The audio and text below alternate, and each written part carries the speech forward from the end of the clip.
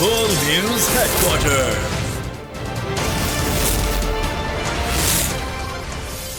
बिस्मिल्लाहिर्रहमानिर्रहीम, अस्सलामु अलैकुम। बोल न्यूज़ हेडक्वार्टर्स में खुशामदीद। मैं हूँ सोनिया शेख और मैं हूँ ज़ैनब रॉय। हेडलाइंस आपने जानी, न्यूज़ बुलेटिन में आगे देखिए। शाहीन उड़ान भूल गए।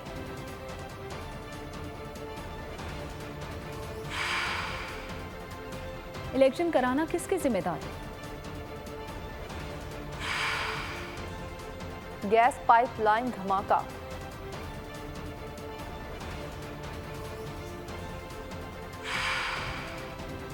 और कितने बिजली चोर गिरफ्तार?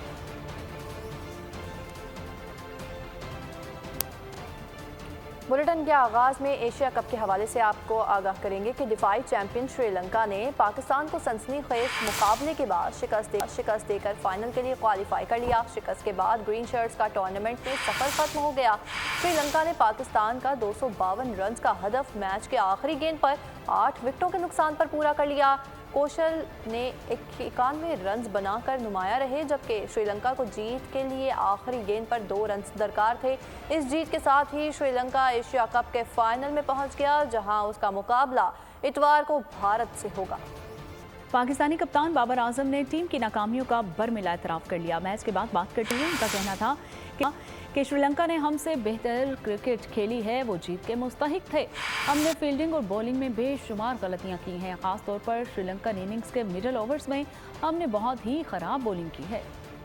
श्रीलंका से शिकस्त खाकर पाकिस्तान टीम एशिया कप से बाहर हो गई। बहुत से शायकीन टीम ने के ऊपर तुले हुए हैं, जबकि मैचेस हारने पर अपने गमो गुस्से का भी उन्होंने भरपूर इजहार किया है। प्लेइंग 11 की सिलेक्शन से लेकर बाबर आजम की कायदाना सलाहियत पर भी सवालात उठाए गए और कुछ मद्दा ऐसे भी थे जिन्होंने खिलाड़ियों को सपोर्ट करने के लिए समाजी राब्तों की वेबसाइट का सहारा लिया।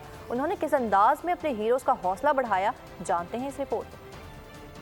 आइलैंडर से हारने के बाद ग्रीन शर्ट्स का एशिया कप में सफर हुआ खत्म। बहुत से शायकीन इस बात को ना कर सके हजम। ग्रीन शर्ट्स पर हो गए इंतहा से ज्यादा गर्म। चंद ऐसे भी थे जिन्होंने रवैया अपनाया नर्म। एक फैन ने जमान खान की तस्वीर शेयर करते हुए उनको चैंपियन करार दिया। एक सपोर्टर ने टूटे दिल की इमोजी के साथ शादाब और शाहीन की तस्वीर शेयर की। एक पाकिस्तान टीम रिवॉल्व ने खिलाड़ियों को अपना हीरो करार दिया। पाकिस्तानी कप्तान के मद्दाह ने बाबर आजम से वाबस्ता तवक्कुआत और भारी जिम्मेदारियों का तस्करा किया। एक ट्विटर सारिफ ने जमान खान की कोशिश को काबिल फख्र करार दिया। सुपर 4 के अहम मैच में श्रीलंका से शिकस्त के बाद पाकिस्तान एशिया कप से बाहर हो गया है। टीम के हार पर कुछ शायकीन का दिल टूटा तो कुछ ने हार की वजह 2 मेन बॉलर्स की इंजरी करार दे दी। स्टेडियम के बाहर पाकिस्तानी शायकीन क्या कहते हैं, आप खुद ही जान लीजिए। ऑफ कोर्स अफसोस हुआ है एंड आई थिंक शुरू में रन रेट श्रीलंका ने बहुत कैलकुलेटेड रखा था, पिक्ड रखा था। हमारा रन रेट शुरू में इतना अच्छा नहीं था, तो आई थिंक वहीं पे गैप रह गया। It's highly disappointing. थोड़ा सा मुझे बाबर की कैप्टनसी पे क्वेश्चन मार्क नजर आया। Bowlers didn't deliver the way they were supposed to. Fielding में बहुत लेजी एटीट्यूड था। इंशाल्लाह वर्ल्ड कप में सही परफॉर्म करेंगे। इंशाल्लाह हमारे रघु की खेला ना, उससे बड़ा फर्क पड़ेगा। आई थिंक उनको काफ़ी इंप्रूवमेंट की चीज़ों की ज़रूरत है वर्ल्ड कप में जाने से पहले। ये जी जो बॉलिंग है ना वो हमारी फ्लॉप हो गई है। ख़ास तौर के ऊपर जो स्पिनर है और जो शहनशाह अफरीदी है वो भी एंड के ऊपर उसने को काम किया है। अदरवाइज मेरे नज़दीक सारी जो बॉलिंग है पाकिस्तान की वो फ्लॉप हो गई है। सर आज हमारी टीम बहुत बुरी तरीके से कोलैप्स की है। इनएक्सपीरियंस श्रीलंकन साइड ने नंबर 1 ओडीआई टीम को आज शिकस्त दी है। फाइनल ओवर तक गया मैच, लेकिन फाइनल ओवर तक नहीं जाना चाहिए था। एशिया कप के फाइनल में पाक भारत टीमों के मद्दे मुकाबिल होने का ख्वाब एक बार फिर पूरा न हो सका। 1984 से होने वाले इवेंट के 16वें एडिशन के टाइटल की जंग के आखिरी मुआरके में इतवार को श्रीलंका और भारत मैदान में उतरेंगे। अब तक होने वाले 15 इवेंट्स में 7 बार भारत ने चैंपियन होने का एजाज़ हासिल किया है। 6 बार श्रीलंका ने ताज सर पर सजाया, 2 बार पाकिस्तान ने ट्रॉफी अपने नाम की है। और यहाँ आपको बताएं कि इंतखाबात कराना इलेक्शन कमीशन की जिम्मेदारी है। इलेक्शन कब होंगे उसका जवाब हमारे पास नहीं है। इंतखाबात से मुतालिक सुप्रीम कोर्ट जो भी फैसला करेगी उस पर अमल करेंगे। सदर मुमलिकत के खत लिखने का कोई कानूनी पहलू नहीं है और निगरान वज़ीर-ए-आज़म अनवारुल हक काकड़ ने निजी टीवी को इंटरव्यू में कहा कि नहीं मालूम नवाज शरीफ किस डील के तहत आ रहे हैं और पीटीआई को कालादम करार देने की समरी काबीना में आई तो मेरिट पर फैसला करेंगे। यकीनी बनाएंगे कि चेयरमैन पीटीआई को साबिक वज़ीर-ए-आज़म की सहूलतें मिली। नैब कवानीन पर अदालतें फैसला देकर नजरसानी से मुतल्लिक फैसला किया जाएगा। $250 तक आ जाए, ये हमारा काम नहीं।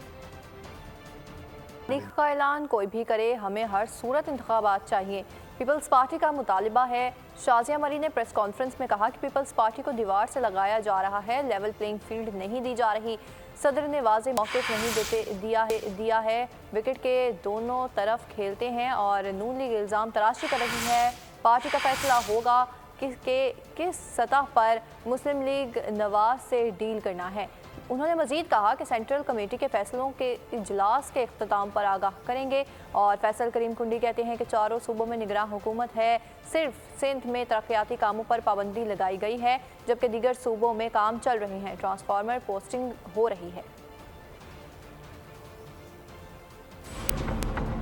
पाकिस्तान पीपल्स पार्टी तो उस वक्त भी इलेक्शन के लिए तैयार, पार्टी तो अपनी कोशिश ही कर सकती है। उस वक्त भी हमारी ये कोशिश थी कि चले सब चलते हैं इलेक्शन की तरफ, उस वक्त नहीं हुआ। मुस्लिम लीग नून इल्जाम तराशी करती रहे, ये फिर मेरी पार्टी का फैसला होगा कि हमने किस सतह पे उनके साथ डील करना है। हम अभी भी पूरी उम्मीद है कि कोशिश यही की जाएगी इलेक्शन कमीशन की जानिब से कि वो इलेक्शन को जल्द अज जल्द कराए। जो चीज सामने आई है अरकान की गुफ्तगू से और कानूनी हमारे जो माहिरीन है उनकी बातचीत से कि सदर साहब के पास ये इख्तियार नहीं है कि वो डेट अनाउंस करें। हमारी पार्टी के दोस्तों ने कुछ बातें की हैं, तफावज़ात किए। देखें इस वक्त चारों सूबों में निगरान हुकूमत है और अगर आप देखें कि सिंध में तरक्याती कामों को पे पाबंदी लगा दी गई है और सिंध में जो है फ्लड्स के जो मकानात बन रहे थे उनके फंड्स भी रोक दिए गए। और अब आपको बताएंगे कि नवाज शरीफ की वतन वापसी के लिए तुलू सहर है, जबकि पार्टी के मुशावरती इजलास से खिताब करते हुए मरियम नवाज का कहना था पाकिस्तान का बेटा थे कौम और वतन को मुश्किलात से निकालने के लिए आ रहा है। नवाज शरीफ को हमेशा बहरान और खसारों में घेरा मिला है, जबकि आपको बताएं कि अवाम चालबाजों, फ्रॉडियों, झूठों और तोशाखाना चोरों के प्रोपेगंडे से होशियार हैं और पाकिस्तान के अच्छे दिन भी आने वाले हैं। अवाम इंतखाबात में नवाज शरीफ को वाज़े मैंडेट दें, हम महंगाई में नुमाया कमी करके दिखाएंगे। नवाज शरीफ अवाम के मुआशी दुख दूर करेंगे, महंगे बिजली बिलों से निजात दिलाएंगे।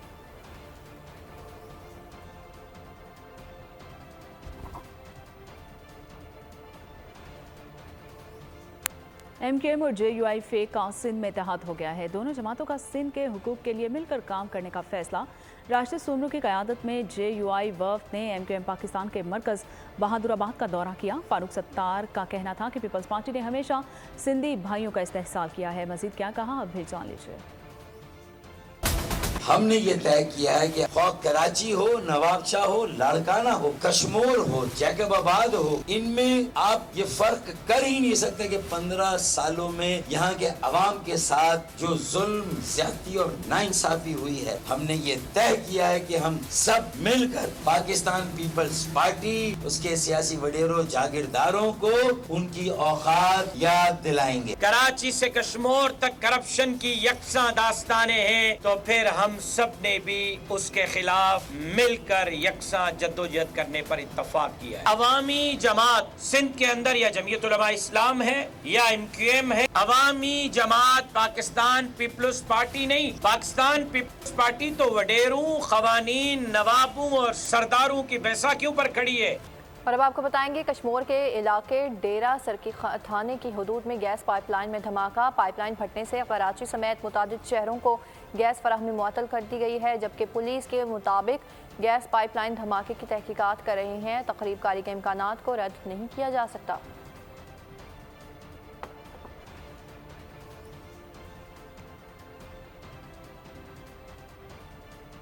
कराची में ज़लज़ले के झटके रेक्टर स्केल पर ज़लज़ले की शिद्दत 2.9 रिकॉर्ड की गई है। ज़लज़ले की गहराई 30 किलोमीटर थी, जबकि ज़लज़ले का मरकज़ मलीर के मगरिब से 10 किलोमीटर था और ज़लज़ले के झटके मलीर, कोरंगी और इब्राहिम हैदरी में महसूस किए गए हैं। महकमा मौसमियात के मुताबिक ज़लज़ला 11:51 पर आया। ज़लज़ले से ताहाल किसी जानी और माली नुकसान की कोई इत्तला मौसूल नहीं हुई।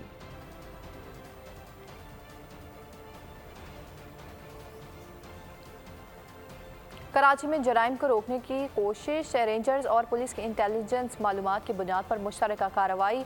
चनेसर गोट से लियारी गैंग वॉर से मुतल्लिक ताल्लुक़ रखने वाले मुलजिम आबिद को गिरफ्तार कर लिया गया। तर्जुमान सिंध रेंजर्स के मुताबिक मुलजिम टारगेट किलिंग, अगवा बराए तावान, भत्ताखोरी और पुलिस मुकाबलों में मुलविस है और मुतादिद मुकदमात में भी मतलूब था। आबिद का ताल्लुक इरफान जबल ग्रुप से है। उधर सरजानी टाउन में 2 डाकू शहरी के हत्थे चढ़ गए। मुश्ताइल शहरियों ने डाकू को तशद्दुद का निशाना बना डाला। मुलजिमान की शनाख्त खादिम हुसैन और अब्दुल लतीफ़ के नाम से हुई। मुलजिमान से असलहा भी बरामद कर लिया गया। तो दूसरी जानिब औरंगी में डकैती के दौरान डाकू ने खातून को गला काट कर कत्ल कर दिया। कातिल घर से रकम और तलाई जेवरात लेकर फरार हो गए।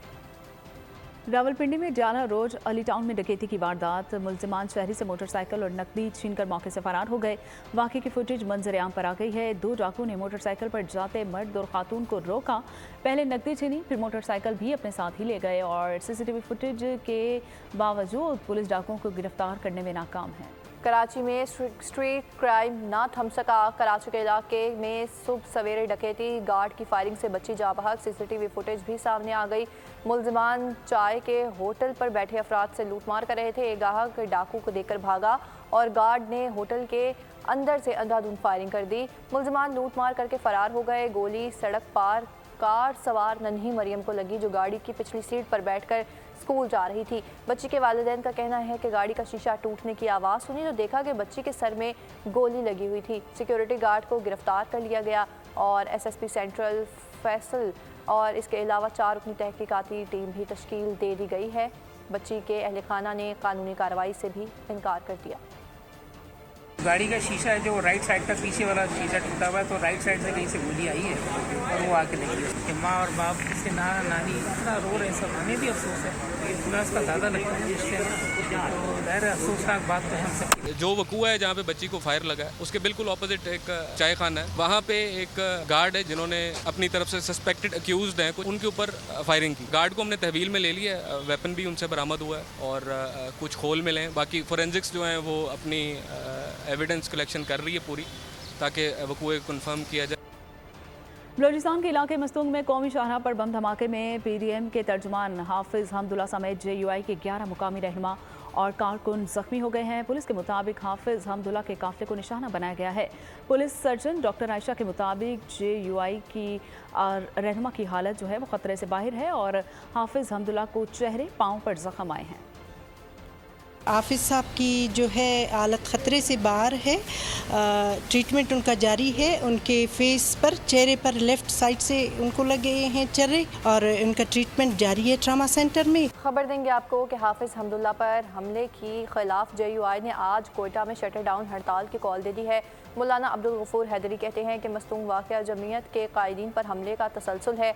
मौलाना फजलुर रहमान पर 3 खुदकश हमले हुए हैं। बाजोड़ में इसी से ज़्यादा उल्मा को शहीद कर दिया गया है। हम इस वाक़े की शदीद मजम्मत करते हैं और हम कल के लिए कोयटा की ताजर बिरादरी से अपील करते हैं वो मुकम्मल हड़ताल शटर डाउन करें। हाफिज हमदुल्ला साहब के काफिले पे अब तक जो इत्तलात है, रिमोट बम हमला हुआ है। जो वाक़यात हो रहे हैं बज़ाहिर शो पीस के तौर पर एक तंजीम एतराफ़ करता है कि ये काम मैंने किया है। तुम्हारे पीछे जो कुव्वतें हैं असल वो कुव्वतें करवा रही है, तुम्हें फंडिंग कर रही। और यहाँ आपको बताएं कि बिजली चोरों पर कड़ा वक्त। 7 रोज़ में 4000 मुकदमात दर्ज। 796 नादहिंदगान को धर लिया गया कि इलेक्ट्रिक का बिजली चोरी और कुंडे माफिया के खिलाफ क्रैकडाउन। तर्जुमान के मुताबिक 196 FIR दर्ज और हैदराबाद में भी 281 मुकदमात में 29 बिजली चोर गिरफ्तार हो चुके हैं, जबकि 4,57,71,000 का जुर्माना आयद किया गया है। लेस्को रीजन में 370 कनेक्शंस बिजली चोरी में मुलविस पाए गए हैं। 205 FIRs रजिस्टर्ड हो चुकी हैं। 9 मुलजिमान गिरफ्तार कर लिए गए हैं। पेशावर में 900 से ज़ायद कुंडे हटा दिए गए हैं। केस्को से 585 बिजली गैर कानूनी कनेक्शंस मुनक़ता कर दिए गए हैं और 48 अफराद गिरफ्तार किए जा चुके हैं। सियालकोट में एक हफ्ते में 55 लोगों को बिजली चोरी करते हुए पकड़ लिया गया है। अटक में बिजली चोरी के 155 मुकदमात दर्ज, 137 मुलजिमान गिरफ्तार। मुल्तान में 300 घर बगैर मीटर बिजली इस्तेमाल करते हुए पकड़े गए। स्टेट बैंक का अगले 1.5 माह के लिए नई मॉनेटरी पॉलिसी का ऐलान। स्टेट बैंक ने शरह सूद 22% पर बरकरार रखने का फैसला किया है। मॉनेटरी पॉलिसी में कहा गया है कि मई में महंगाई की शरह 38% से कम होकर 27.40% होगी। स्टेट बैंक की जानिब से बताया गया है कि अगरचे आलमी मार्केट में तेल की कीमतों में इजाफा हुआ है, मगर महंगाई कम होने का तखमीना है। महंगाई की शरह 38% से 27% पर आने की वजह पॉलिसी रेट बरकरार रखा गया है।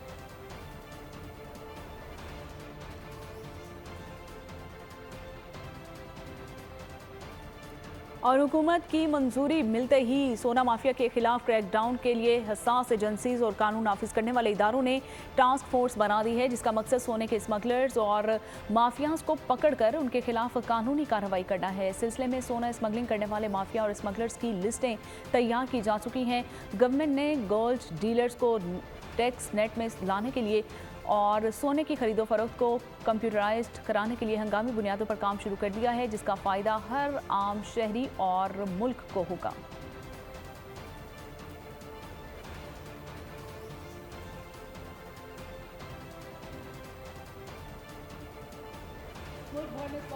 खिरानदोजों के खिलाफ कार्रवाइयां मजीद तेज हो गई हैं और हुकाम का कहना है कि स्मगलिंग की रोकथाम तक कार्रवाई जारी रहेगी। बलूचिस्तान में इंसदाद स्मगलिंग की 3 बड़ी कार्रवाइयां। कस्टम हुकाम ने 8 करोड़ से जायद मालियत का सामान कब्जे में ले लिया है। जेहलम में चीनी के 5 डीलर से 8,250 बोरी चीनी बरामद कर ली गई है। एहतिसाब कमज़ोर का होता है, ताकतवर माफिया कानून की गिरफ्त में नहीं आता। बिजली चोरों के खिलाफ एक्शन लिया जा रहा है। सिर्फ और सिर्फ वज़ीर आज़म हाउस पर 6 करोड़ से जायद के वाजिबात हैं। अमीर जमात इस्लामी कराची हाफिज सिराजुल हक का बट खैला में तकरीब से खिताब। उन्होंने कहा कि गरीब और बेरोज़गार महंगाई और कर्ज़े साबिक़ हुकूमतों की पॉलिसी का नतीजा है, जबकि कर्ज़े हुक्मरानों की अय्याशियों पर खर्च होते हैं, बोझ गरीब आवाम बर्दाश्त करते हैं।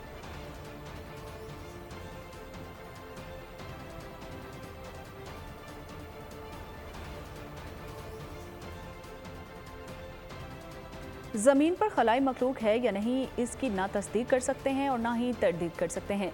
अब तक कई मुकामात पर उड़ान तश्तरियों की रिपोर्ट मिलने के बावजूद किसी खलाई मखलूक का सुराग नहीं लगाया जा सका। नासा की जारी करदा रिपोर्ट में कहा गया है कि कई ऐसी टेक्नोलॉजीज़ का पता चला है जो इंसानी नहीं लगती, लेकिन इन वाक़यात के पीछे मावराए ज़मीन ज़राए कारफरमा है, उनका कोई हतमी जवाब नहीं दिया जा सकता। नासा ने तहकीकात के लिए डायरेक्टर मुकर्रर कर दिया है, जो खलाई मखलूक के वजूद के हवाले से हतमी राय देगा। अमरीकी हुकूमत ने 2021 में एक रिपोर्ट जारी की थी, जिसमें फौजी अहलकारों की तरफ से नामालूम उड़ने वाली चीज़ देखी गई थी।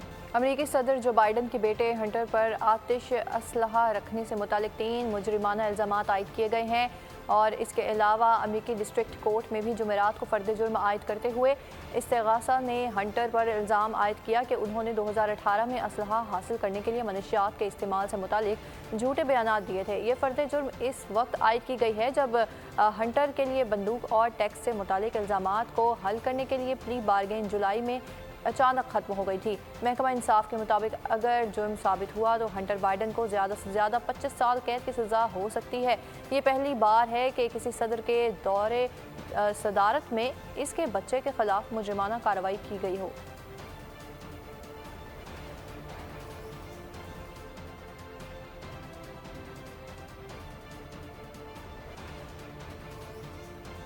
और भारतीय फोर्सेस का अनंतनाग में एक और फॉल्स फ्लैग ऑपरेशन, भारतीय कर्नल मेजर और डीएसपी मारा गया। मोदी सरकार के इल्ज़ाम पर पाकिस्तान में धरने की कोशिश और मकबूजा कश्मीर के साबिक गवर्नर सीतापाल पहले ही भारतीय फॉल्स फ्लैग ऑपरेशन की निशानदेही कर चुके हैं।